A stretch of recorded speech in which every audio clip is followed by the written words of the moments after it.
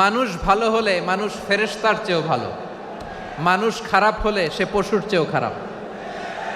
কথা ঠিক কিনা বলেন? ভালো হলে ফেরেশতার চেয়েও ভালো, খারাপ হলে পশুর চেয়েও নিকৃষ্ট।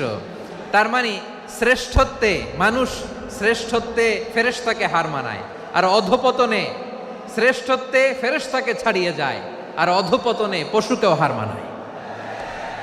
আই রিপিট, আমি আবারও বলছি, মানুষ শ্রেষ্ঠত্বে ফেরেশতাকে ছাড়িয়ে যায়, আর অধপতনে সে পশুকেও হার মানায়। আওয়াজ করে বলতে হবে ঠিক কিনা? এটার প্রমাণ কি? মানুষ শ্রেষ্ঠ হইলে যে ফেরেশতার চেয়েও সেরা, তার প্রমাণ কি?